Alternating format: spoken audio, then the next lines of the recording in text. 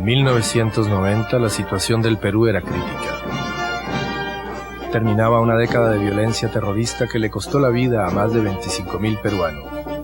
Los atentados eran cotidianos y anulaban cualquier esfuerzo por levantar la economía nacional. El pueblo estaba defraudado por 10 años de gobiernos débiles y corruptos.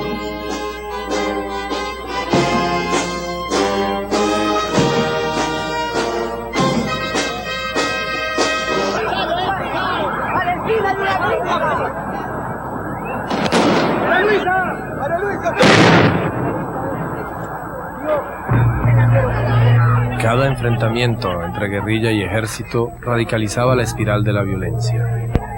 Las desapariciones respondían a los atentados.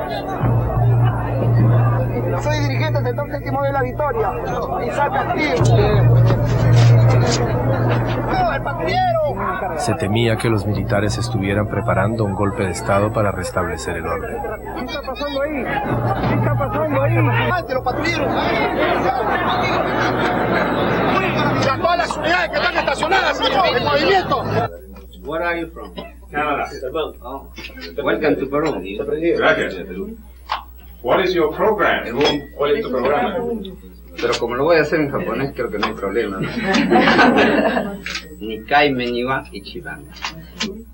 ¿Por qué los peruanos deberían tener fe en usted? Bueno, esos son secretos.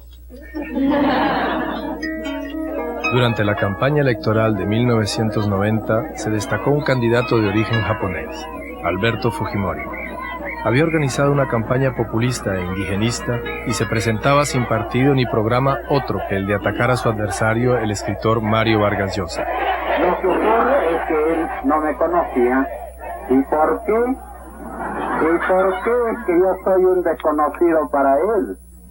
Por una sencilla razón. Él ha vivido la mayor parte de su vida en París y Roma.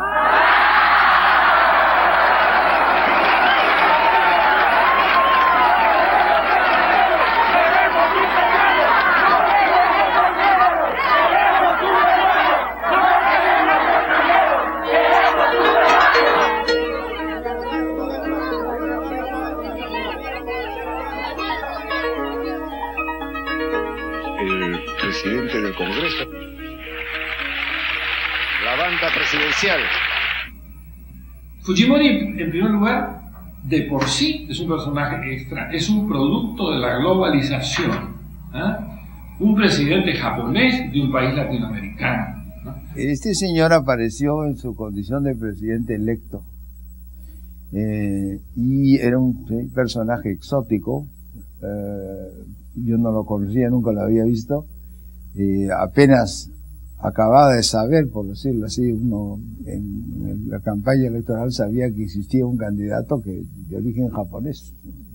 Encontré una persona muy especial, no solamente por su aspecto físico, que es un asiático, sino sobre todo por un español un poco torturado, ¿no? Sería que no era su idioma verdaderamente, ¿no? Autoritario, un adicto al poder, ¿no? Muy trabajador, ¿no? Omnipresente como Dios, ¿no?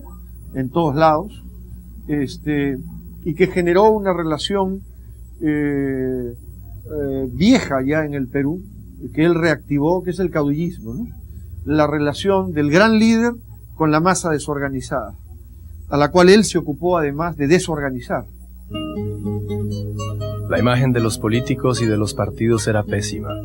Las diferencias sociales, cada vez más evidentes, generaban actos de violencia, de los cuales los más afectados eran los más humildes. Sí.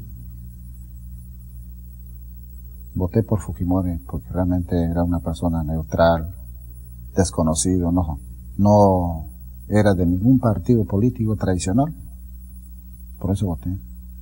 Porque dije, de repente la sorpresa es una buena esperanza para el Perú.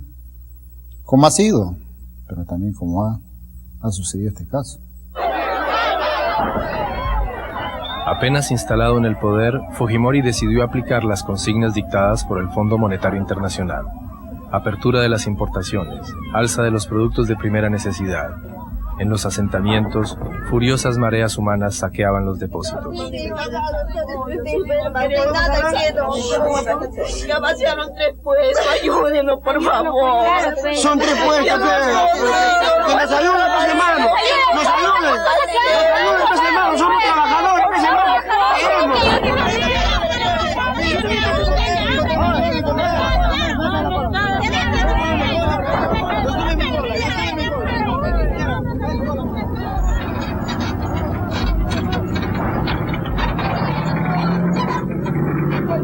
¿Cómo pues? Ahora las madres y familias van a morirse. No va a haber hambre, miseria, desnutrición. Ahora que dicen los periódicos, la gasolina 6.75, leche 3.30, ¿dónde estamos? ¿En qué nos diferenciamos de Haití? Por eso, miren, ahora, hoy día va a haber seguramente, va a haber desgraciadamente mucho saqueo. Va a haber, porque el pueblo se muere, el pueblo se muere.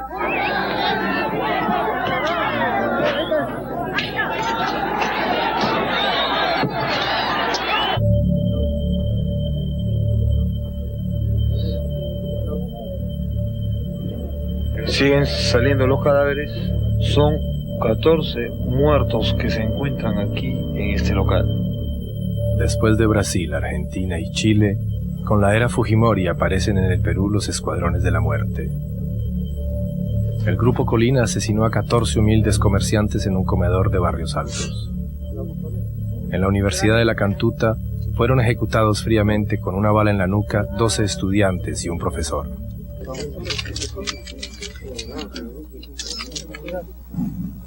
Esto no es un circo, es una diligencia de investigación.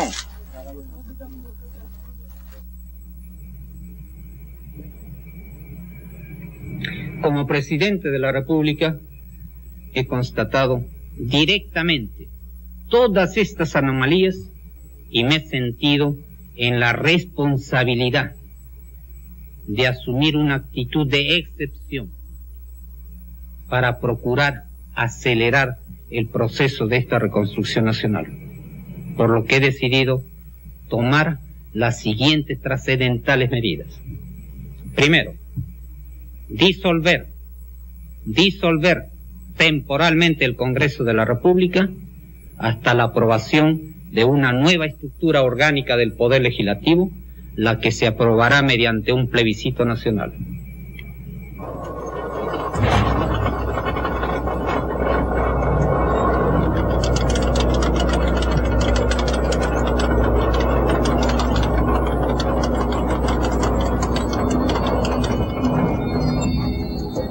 Las 12:30 de la noche. El Congreso está rodeado por los tanques por la decisión del presidente Fujimori de cerrar el Congreso. A esta hora nadie sabe cuáles serán las consecuencias de esta decisión. Por favor, retírese. Retírese, por favor. Los proyectos de reforma de Fujimori eran controvertidos por la mayoría del Congreso. Su disolución autoritaria, que la prensa independiente calificó de autogolpe, le quitó al presidente todo freno a su ambición de poder. Tranquilo.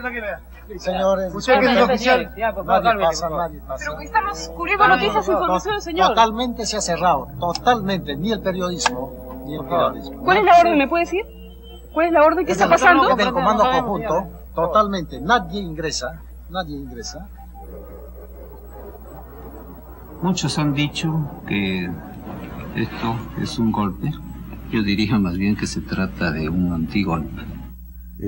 Fujimori tenía 32 de los 180 diputados en la Cámara de 90. Ni siquiera tenía el 20% de la sufragio parlamentaria. Y la Cámara política es la Cámara de Diputados. Entonces sabía que no podía gobernar. Además, tenía partidos poderosos en la Cámara. Fujimori ni siquiera presentó listas en algunos departamentos de diputados. Era obvio que Fujimori solo podía gobernar con los militares. Y los militares sabían que Fujimori solo podía gobernar con ellos.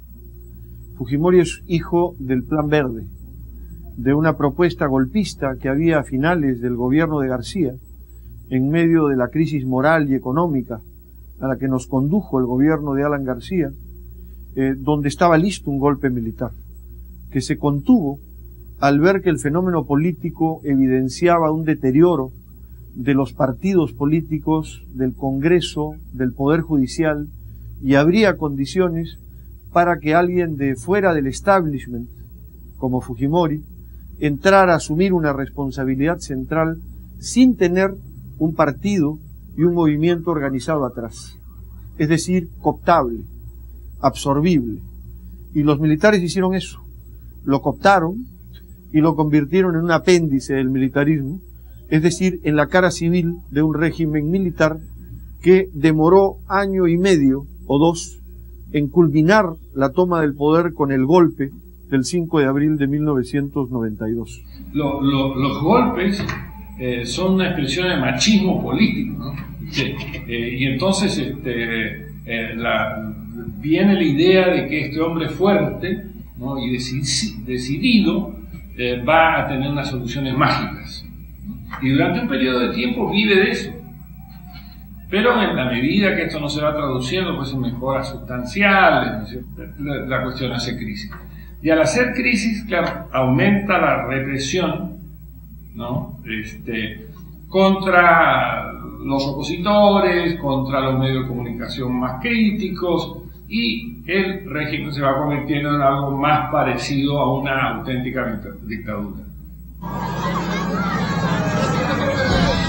Aquella tarde, en horas de gran circulación, un coche bomba devastó una avenida de Miraflores, barrio residencial de la capital. Se trataba de una acción de Sendero Luminoso que operaba en Lima, lejos de sus santuarios andinos. La sociedad unánime exigía un castigo ejemplar contra la subversión. ¡Maldito hijo de puta!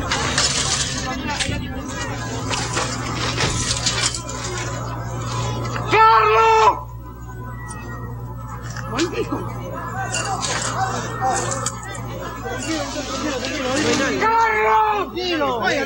2 semanas más tarde, el mítico jefe de Sendero Luminoso, el camarada Gonzalo, caía en manos de los servicios de inteligencia. A Manuel Rubén Abimael Guzmán Reynoso, 57 años, alias camarada Gonzalo, presidente del Comité Central, Buró Político y Comité Permanente de Sendero Luminoso, institución superior, profesor de filosofía. Por acá. Nosotros estamos aquí como hijos del pueblo y estamos combatiendo en esta trinchera. Él también se combate. Y lo hacemos ¿Seguirá la violencia en el país? porque somos comunistas. Algunos piensan que es una gran derrota. Lo sueñan. Loco. Y decimos, sigan soñando. Hay una directiva clara. Desde el comienzo de mi gobierno, el Servicio de Inteligencia Nacional se refuerza, y se refuerza de la prácticamente inexistencia que era el servicio. Ahora hay un Servicio de Inteligencia Nacional eficiente. Los resultados lo dicen.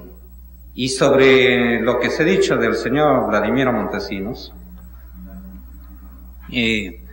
gran parte es un poco de la imaginación. Ese día, la mayoría de los peruanos oía por primera vez el nombre de Vladimiro Lenín Montesinos. Oficialmente era un simple asesor del servicio de inteligencia. En realidad, Montesinos había manipulado todos los ascensos militares y era el jefe indiscutido y oculto de las Fuerzas Armadas. Las Fuerzas Armadas, la Policía Nacional, la Comunidad de Inteligencia, señores, al mismo tiempo, era el asesor personal del presidente, su sombra, su único confidente. Este año son 9 años que vivo aquí en estas instalaciones, las 24 horas del día, como lo sabe el presidente Fujimori, dedicado exclusivamente a cumplir las obligaciones propias de la función. En el local del CIN, Montesinos armó una red de corrupción y de soborno a una escala jamás imaginada. Nadie resistía sus avances. El DOC ganaba siempre, por las buenas o por las malas.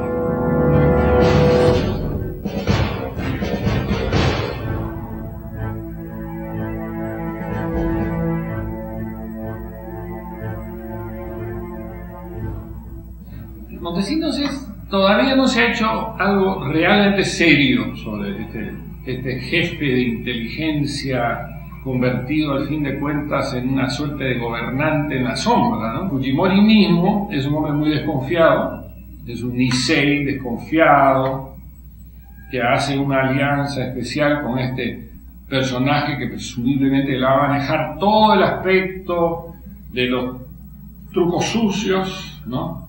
Del manejo militar, del manejo judicial y del manejo policial. Ese es lo que se le asigna a Montesinos. Teníamos una serie de antecedentes de Montesinos, como un militar que había tenido grandes problemas en términos de digamos, sido acusado, ¿no? de pasar documentación secreta, reservada de las Fuerzas Armadas peruanas, básicamente a agencias de inteligencia norteamericanas.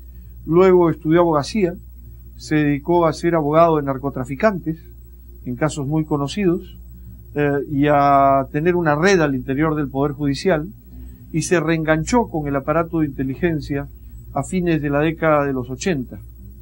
Él fue el que le resolvió a Fujimori la desaparición del expediente judicial que tenía por evasión de impuestos, y se convirtió en ese sentido un hombre de confianza, en el hacedor, en el que hacía el trabajo sucio en función de Fujimori desde muy temprano, lo rodeó, fue su principal asesor político y finalmente su socio. Yo creo su hermano siamés. Para obtener la confidencialidad necesaria, para gozar de confort y repartir discretamente las prebendas, se necesitaba un ambiente especial. Montesinos hizo instalar un búnker plagado de cámaras, de micrófonos, destinados a grabar las escenas donde el dueño de casa convocaba, negociaba, compraba, tramaba, decidía y concedía favores y dinero a sus cómplices. Así, día a día se fueron acumulando las grabaciones, las hoy famosas Vladivideos.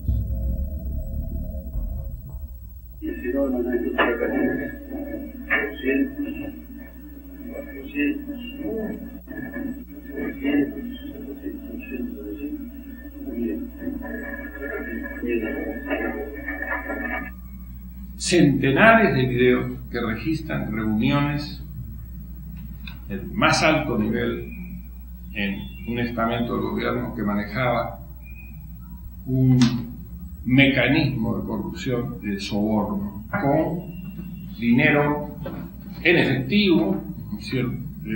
Un procedimiento muy parecido a lo que es pues, el narcotráfico, ¿no? Ese dinero de Perú, cuando uno ve fajos de dólares de ese volumen, uno piensa inmediatamente en narcotráfico. Esta es la tercera incineración de droga en lo que va del año. La última fue en abril. Se trata de la quema de droga más importante en el Perú en los últimos años.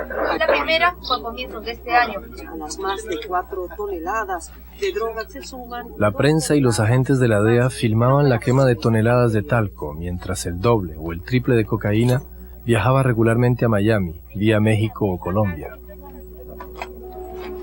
No, para la cámara, pon el reactivo para la cámara. Ahí está el color, fíjate bien.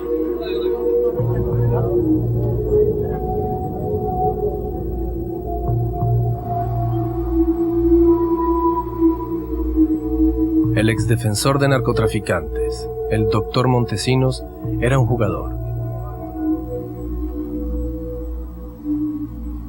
Él mismo organizaba con los bomberos estos enormes narcoshows donde era incinerada la droga incautada a los que no trabajaban para él o que habían caído en desgracia.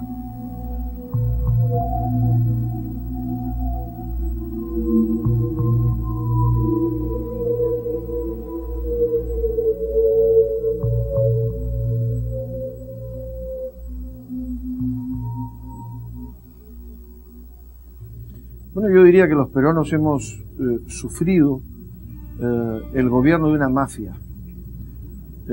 mafia que instauró una auténtica cleptocracia en el Estado, el gobierno del robo y del latrocinio, que muy probablemente instaló también un narcoestado, vinculando al más alto nivel sectores de las Fuerzas Armadas, de la policía y del aparato del Estado con el narcotráfico, y que corrompió instituciones y personas como nunca antes en la historia del Perú.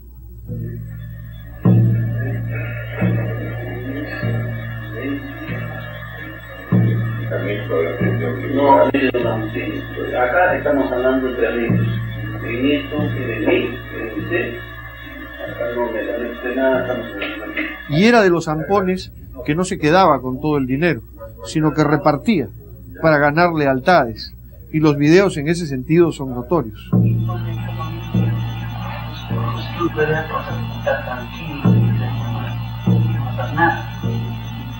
Lo único que tengo que decir no sé, sabes, comprado como representante, pero no está anunciado como uno de los Supremo, ¿no? O sea que la Corte Suprema cuando nos convenga, removamos consignación y queremos. ¿Se dio cuenta? No se dio cuenta la Cámara. Puta, me preocupé que se diera algo de no se está oscura, no se ve ni nada, no se nota. No se nota, qué peligroso. Claro, pues se puede que te pueden decir cómo está filmando. No pierden la confianza, sí. Sí, pero no, estuve mirando primero ahí. Está mirando aquí. Estuve mirando acá, bonitas, nada más. Una vez que controló el aparato militar, el Poder Judicial, cerró el Congreso y tomó el control del mismo, expandió su poder a los medios de comunicación. Como dijo el arquitecto Belaúnde alguna vez, los golpes ahora no son ocupando los medios, sino comprando los medios. Y eso fue lo que hizo. No ocupó los medios con soldados, sino que los ocupó con billetes, con dinero. Y hemos visto casi babeando a los dueños de los medios de comunicación recibir millones para silenciar noticias, para difamar, para mentir y para trastornar la mente de la gente a través de la desinformación sistemática, de la mentira cotidiana.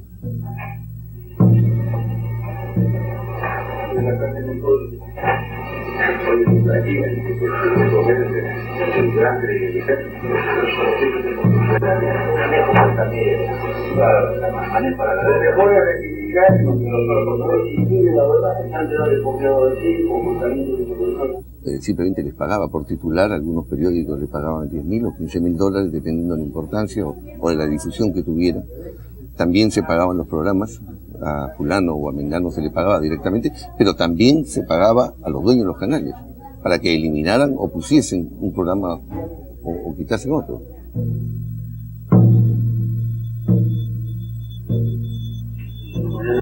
Para explicarles sobre este punto y comentarles y ver la psicología de la relación con una vez se comunica. ¿Eso para mí?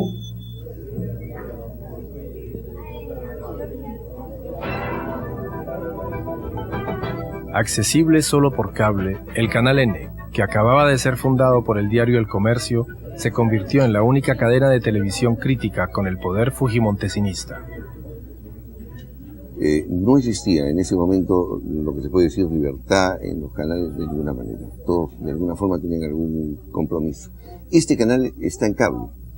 Eso ayudó muchísimo porque de alguna manera se imaginaron, o imaginó Vladimiro o el mismo Fujimori, que no era tan importante puesto que llegaba solamente a las clases A y B. Hemos sobrevivido estos 10 años con Fujimori en un juego de Go, ¿no? Porque Fujimori no jugaba necesariamente al ajedrez y se comía la pieza, sino la asfixiaba, ¿no es cierto? Como en el juego Go japonés. Es una bolsa y el pata carajo, como es autónomo, digas, hace lo que miércoles, la urbano y lo refilan. Yo mañana que vienes a las 8 de la noche tengo que hacer una filmación cuando está recibiendo la tarde. Yo creo que en consulta lanzando el canal, igualito así como en el fiscal, que le recibieron unos $7,000, pero mañana yo vamos a hacer el video y por favor, compraste, no, estamos hablando mira, te estoy diciendo que ni siquiera teniendo esto, nosotros por ética no utilizamos esas cosas de nada, porque tenemos una ética. Yo creo que Montesinos va extendiendo su poder y se convierte en como lo llamó un diario norteamericano, Mr. Fix-It, ¿no? Es el tipo que arregla todo, pero arregla todo en sus cuentas personales también, ¿no? Convierte en multimillonario, uno de los hombres más ricos de Perú, ¿no? Yo no creo que sea un tipo que se sensualice por el dinero o por el poder, que no sea, o sea, si usted le ofrece 5 veces más poder del que ha tenido, pero ejerciendo el cargo de parlamentario o el cargo de primer ministro no lo hubiese aceptado, él quiere ser lo que es. O sea, yo creo que él ha tenido un gran nivel de realización personal con el personaje que ha desempeñado, porque finalmente ha sido lo que él siempre soñó ser, o sea, un Rasputín. Bueno, el gran campeón de la corrupción es el célebre Montesinos, pero Montesinos era una persona subordinada al presidente de la República. Y el presidente de la República no puede pretender que no sabía todos los delitos que estaba cometiendo este hombre. ¿Pero en beneficio de quién? En beneficio del señor Fujimori. Entonces, yo lo dije una vez y lo repito ahora, eran las dos caras de la misma moneda, ¿no? En una cara estaba la cara del señor Fujimori y en la otra está la del señor Montesinos, pero era la misma moneda, ¿no? Los narcodólares ya no bastaban para seguir alimentando la corrupción. Solo el tráfico de armas pesadas y el robo masivo en las arcas del Estado podían suministrar las crecientes sumas necesarias para el apetito cada vez mayor de Fujimori. Así fue como Montesinos negoció la compra de aviones MiG a Bielorrusia, reservándose una comisión de $45 millones por aparato.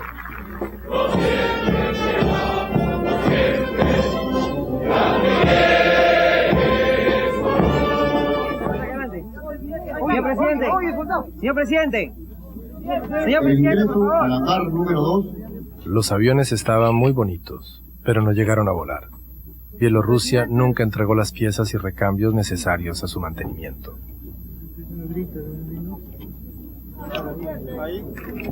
Acá, mira, señor presidente, acá es perfecto, así. Excelente. Gracias, señor presidente. Ya.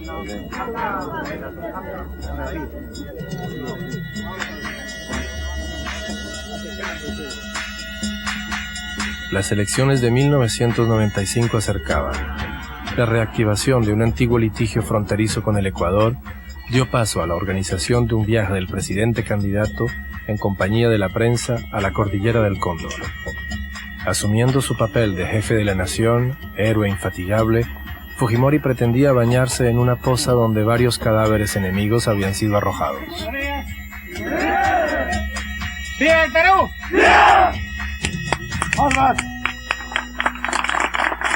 Bueno, primer presidente que llega a este lugar, me siento orgulloso y en nombre de la nación lo hago. ¡Me hielo! Señor presidente, ahora saludando, no has parado saludando.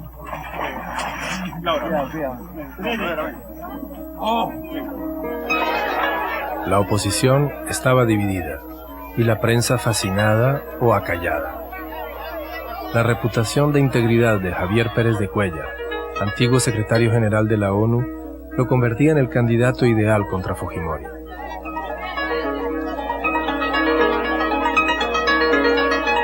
Pero sin experiencia política ni sentido del manejo de los medios, el diplomático no pudo resistir a la euforia fujimorista que ganó la elección desde la primera vuelta.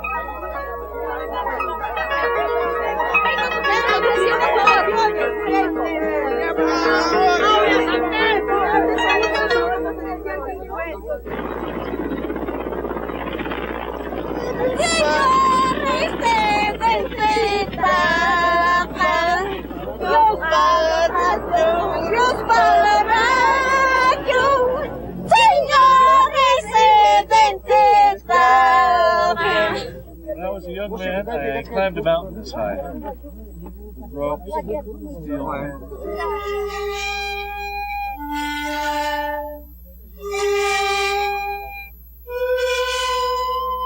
Encuentro que las cosas están mejorando. El progreso está llegando, pero antes que el progreso vino la paz. Poco tiempo antes, 14 miembros del MRTA habían secuestrado durante más de 4 meses a 172 personalidades gubernamentales en la Embajada del Japón.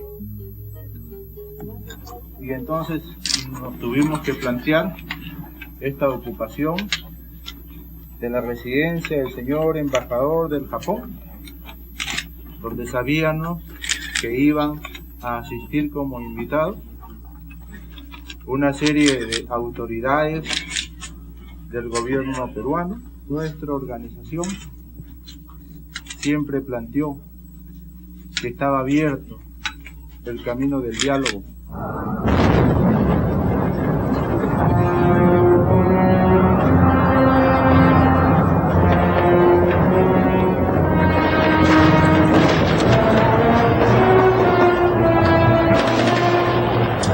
Desde el inicio de la crisis, la Cruz Roja buscaba una salida negociada con los rebeldes. Estaba a punto de obtener un acuerdo cuando Montesinos y Fujimori lanzaron la operación Chavín de Huantar, utilizando docenas de comandos que llegaron por túneles usando explosivos y lanzaron el asalto para rescatar a los rehenes.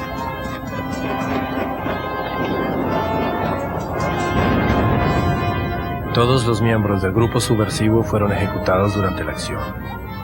Uno de los rehenes falleció también de un ataque al corazón.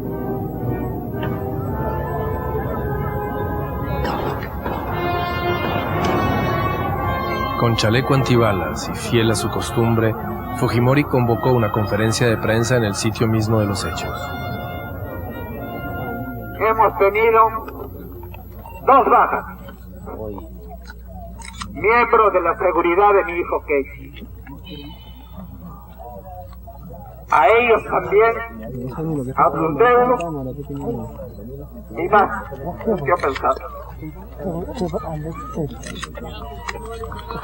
El caso de la Embajada de Japón fue un hecho conocido previamente por el Estado, pero que no se sabía exactamente dónde y cómo iba a ser ni la gravedad de los hechos, ¿no? Que fueron dejados hechos para poder tener un pretexto el statu quo de poder contraatacar no solamente en este caso el terrorismo, sino poder alargar el aire de la dictadura, ¿no? Al día siguiente, vestido con guayabera roja, Montesinos inspecciona el teatro de las operaciones. Sabía que la cadena CBS alquilaba a precio fuerte un departamento con vista sobre la embajada, que los reporteros americanos grababan todo. Apenas disimulaba su interés por la cámara.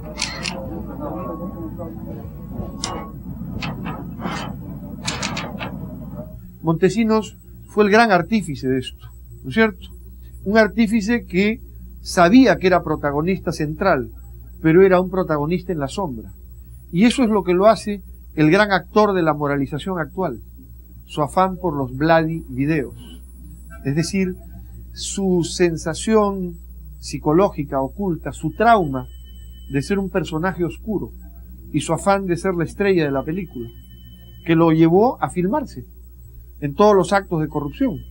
Y hoy es el primer actor nacional en este terreno, cosa que probablemente es la única que tenemos que agradecerle a este delincuente, ¿no? Después de lo que le hizo al Perú. Hay una sensación muy fuerte de no pecar. Ahora Montesinos ha creado una especie de ¿cómo se llama? Síndrome, que hay una cámara por todos lados. Entonces la gente sale y cree que entonces no comete faltas porque entonces creen que lo pueden estar filmando. Toda la gente se cuida, es una cosa que no está mal, ¿no? Qué buena cámara. Cámara,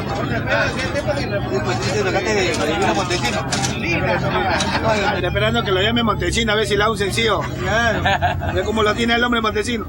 Correcto, Machu, que te están grabando. Ah, muy bueno. Esa cortesía de Montesinos dice que lo están grabando. La guerra del extranjero. Y yo creo que Montesinos tiene, al fin de cuentas, una situación, un elemento virtuoso, ¿no? Es decir, esto de filmar todos los pecados del mundo, ¿no? Que te parece ser algo que surge de su ancestro arequipeño y quizás algo religioso, en las cuales hay que confesar a la sociedad, ¿cierto? Para eventualmente algún día, ¿cierto?, confrontarlo con su pecado, ¿no? Y confrontarla con su pecado. ¿Qué venimos a exigir? ¡Justicia! ¡Abajo los jueces corruptos! ¡Abajo! ¡Abajo el poder judicial corrupto! ¡Abajo! ¡Abajo los ministros vendidos! ¡Abajo! ¡Arriba la justicia! ¡Arriba! ¡Abajo la corrupción! ¡Abajo!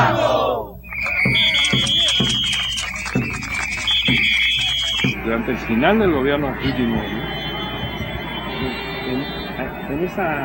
ahí frente a Palacio, se lavaban banderas, ¿no?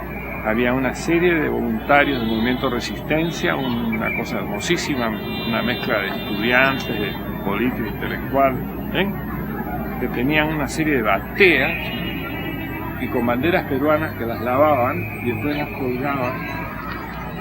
Natalia, buenas tardes. Regresamos desde la Plaza Mayor de Lima, donde los integrantes del colectivo Sociedad Civil continúan con el lavado de la bandera. Estamos observando cómo personas, trabajadores, amas de casa se están acercando, como todos los viernes, a esta jornada de limpieza cívica, como así lo denominan los integrantes del colectivo Sociedad Civil. Acá nadie le paga para que venga a lavar una bandera. Acá lo hacemos por propia convicción. Hay que limpiar bien la bandera, la cara de japonés que está manchado acá. Natalia, además de lavar la bandera, hay incluso el reparto de las bolsas con el lema "pon la basura en la basura". Bien, Natalia, las personas que han procedido a lavar la bandera se dirigen luego a colocar dichas banderas para que estas se sequen frente a Palacio de Gobierno.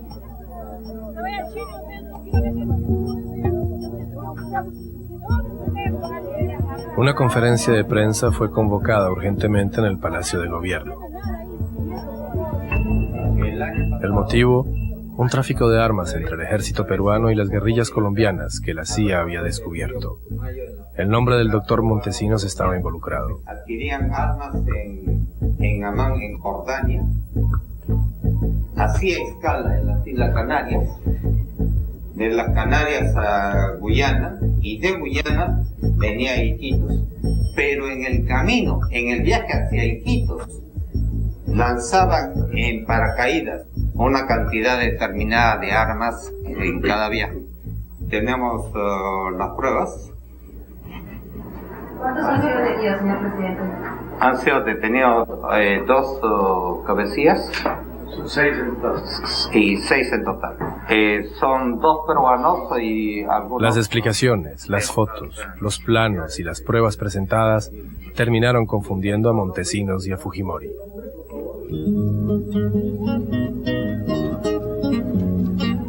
La economía se dolarizó. La pobreza aumentaba mientras las riquezas del país servían para pagar la deuda externa y los millones del narcotráfico y la corrupción iban a llenar las cuentas de los testaferros de Montesinos y Fujimori. El descontento se propagaba, el apoyo popular al régimen se desquebrajaba. Y hasta que llegó el año 2000, en el que se pensaba que este ingeniero Fujimori, estoy evitando todo adjetivo, habrás observado, que este ingeniero Fujimori quería hacerse elegir por tercera vez, y para eso logró de una manera totalmente inconveniente una interpretación de la Constitución según la cual la reelección que establecía la Constitución que él había hecho aprobar solo funcionaba a partir del año 95 y no a partir del 90. Para el año 2000 preparó un nuevo grupo que llamó Perú 2000, y para lograr las firmas para inscribir Perú 2000 montaron una verdadera fábrica de firmas, donde la Oficina Nacional de Procesos Electorales les proporcionaba las actas de votación de cada mesa electoral para que puedan copiar las firmas que uno ponía después de votar y entonces llenar los padrones con las firmas lo más parecido a las que aparecían en el padrón electoral. Este es el edificio que refiere el testigo. Las cámaras de seguridad vigilaban la entrada y la salida de las 450 personas aproximadamente, que trabajaron poco más de un mes todos los días, divididas en 3 turnos de 8 horas. Cada persona llenaba un nombre y pasaba la lista a otro falsificador, hasta completar los 10 espacios en blanco. Además, el testigo indica que utilizaban un lapicero diferente para cada nombre y cambiaban la forma de escribir. Cada firma copiada era tachada con plumones de diferentes colores, para evitar repetirla. El chino hacía labores de seguridad Este es Ramón Vicente, conocido como Jaque, quien diariamente controlaba en un cuaderno la salida y llegada de los contratados. ¡Chino presidente! ¡Chino presidente! ¡Chino presidente! ¡Chino es Perú 2000! Y te gusta a ti, y me gusta a mí. El ritmo del chino es de Perú 2000. ¡Viajanos! ¡Chino! ¡Hey! ¡Chino! ¡Presidente! ¡Chino! ¡Presidente! ¡Chino! ¡Chino! ¡Chino! En blanco. Porque ya no creo en nadie.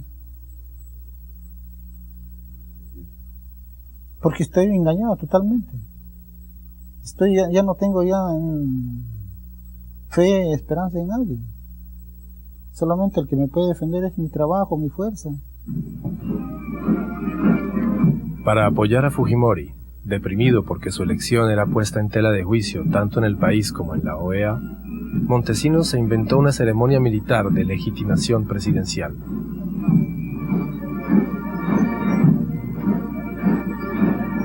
Tengo la honrosa distinción de hacer uso de la palabra en nombre y representación del Ejército, la Marina de Guerra, la Fuerza Aérea y la Policía Nacional del Perú.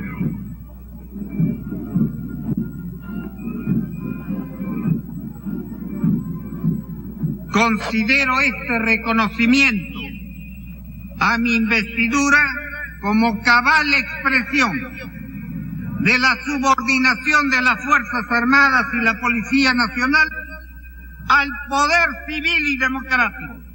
Entonces un conjunto de factores fueron alimentando un descontento generalizado que produjo una resistencia a la que no sabían cómo responder, porque no había un partido atrás. Había un movimiento que eclosionaba, que reventaba en diferentes puntos y que se generalizaba. Su principal adversario, el economista Alejandro Toledo, antiguo lustrabotas, se negó a aceptar la derrota fraudulenta. El día de la investidura convocó a sus partidarios hacia el Congreso.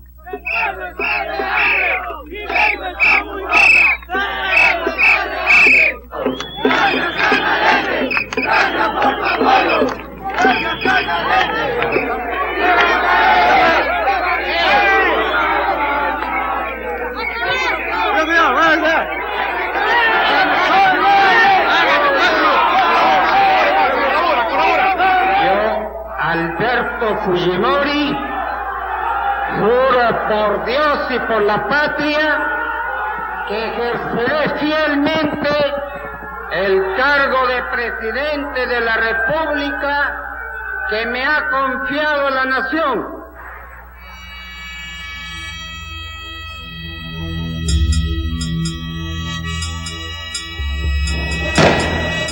Buscando un pretexto para declarar el estado de urgencia, Montesinos se ideó una puesta en escena. Mientras la policía disparaba sobre los manifestantes, hizo incendiar el Banco de la Nación, ordenando bloquear todas las salidas. 7 guardias perdieron la vida. Toledo, amigo, el pueblo está contigo. Toledo, amigo, el pueblo está contigo. Toledo, valiente, transparente, transparente. Canal N, valiente y transparente. Canal N, valiente y transparente. El 17 de septiembre, para sorpresa de todos, el Canal N presentó el primer Vladivideo. En él se veía al congresista Curi vender su voto en el Congreso.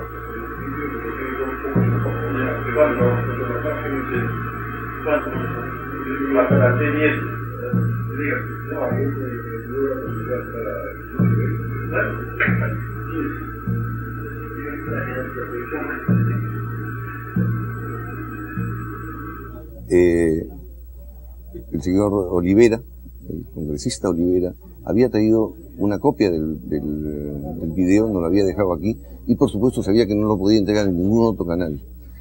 Y habíamos fijado una hora determinada en la cual iba a hacer una conferencia de prensa en la cual iba a poner el video, con la preocupación de que en algún momento el video de Curi pudiese ser detenido en el hotel donde él estaba, pero sin embargo la copia que nosotros teníamos iba a aparecer. Apareció, como estaba planeado, felizmente. 3 horas después seguía apareciendo, todavía no nos habían cerrado el canal, pero ningún otro medio lo puso. Hasta que ya entrada la noche empezó a aparecer.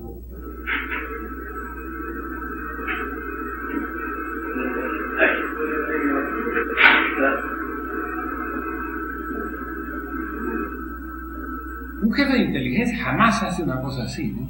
Es decir, él no aparece en estas filmaciones indiscretas, porque es suicida, ¿no es cierto? Un hombre de inteligencia realmente es un paranoico profesional, ¿no? Que sospecha que en cualquier momento puede filtrarse algo. En cambio, él filma estos 2000 videos, o sabe Dios cuántos son, en los cuales lo comprometen a él en primer lugar, ¿no? Si analizamos las palabras de Montesinos, ya después, como nos enteramos, él dice, no importa, esto es una cosa más, o sea, esto se arregla. Él no supo de lo que puede ser el movimiento, la cara, el video en sí. Si esto hubiese sido presentado en la prensa, tal vez no hubiera sido tan impactante. O sea, trabajo yo también en el Diario del Comercio, lo conozco mucho. Un buen editorial del Comercio puede hacer que sigan cambiar los gobiernos, pero no es como la imagen vivida. Una imagen de esa categoría yo creo que no se le olvida a nadie. Esta semana, a través de un video, se ha hecho una grave denuncia. He tomado la decisión, primero, de desactivar el sistema de inteligencia nacional y, en segundo lugar, de convocar en el inmediato plazo posible a elecciones generales. En esas elecciones generales, de más está decirlo, no participará quien habla. La CIA había negociado con Panamá un asilo temporal para su exprotegido. Montesinos dejó el Perú para poner a salvo una parte de su tesoro de guerra y las vladivideos más comprometedoras. Menos de 2 semanas después, con la complicidad de los militares, Montesinos regresaba al Perú para fomentar un golpe militar. Escondido en sus numerosas guaridas, se burlaba de su exaliado Fujimori. El presidente, perseguido por la prensa, lo buscaba ansioso tratando de recuperar y destruir los videos y las pruebas más comprometedoras. Sígale otro vehículo. ¡Ey! Sobrevolando la playa Arica, casa de Vladimiro Montesinos, podemos observar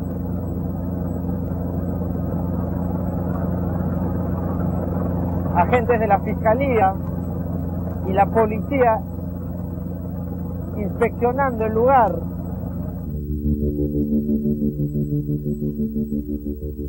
Bajo la presión de los Estados Unidos, los militares tuvieron que quitarle su apoyo a Montesinos y tiene que huir definitivamente del Perú.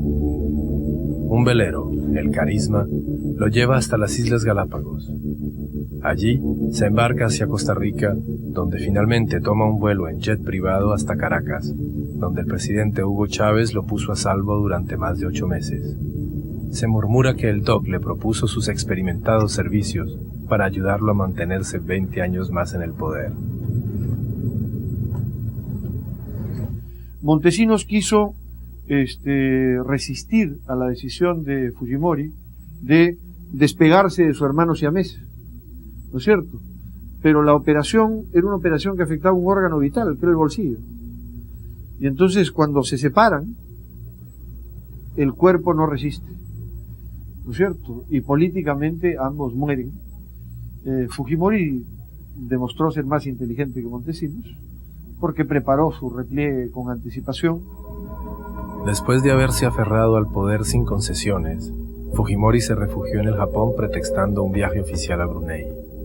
Un simple fax dirigido al Congreso hace las veces de carta de renuncia. Y ahora pretende ser ciudadano japonés, cuando para ser presidente en el Perú tenía que ser peruano de nacimiento, y el Japón lo sabía. Esta actuación de gran potencia es absolutamente inmoral, inaceptable, y está provocando un creciente rechazo en el Perú al Japón y lamentablemente a muchos japoneses que son gente decente. La gente se olvida que estos gobiernos autoritarios cuando salen dejan un desastre, porque estamos en el desastre actual.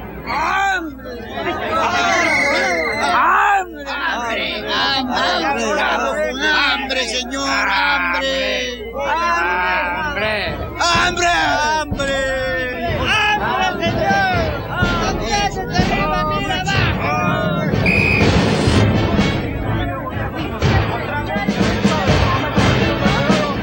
El FBI había descubierto el rastro del fugitivo.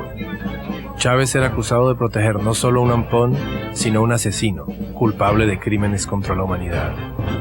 En junio del 2001, el presidente venezolano terminó por entregarlo a las autoridades peruanas. Montesinos comparte hoy con el comandante Gonzalo, el ideólogo de Sendero Luminoso, la cárcel de seguridad que él mismo hiciera construir años atrás.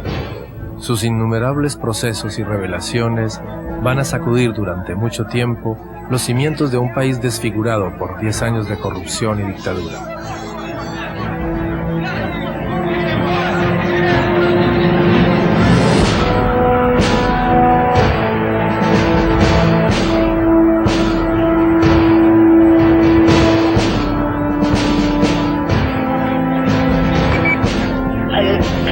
Ok, en este momento están trasladando al ex asesor Vladimiro Montesinos al penal de la base naval del Callao en la misma camioneta gris en que llegó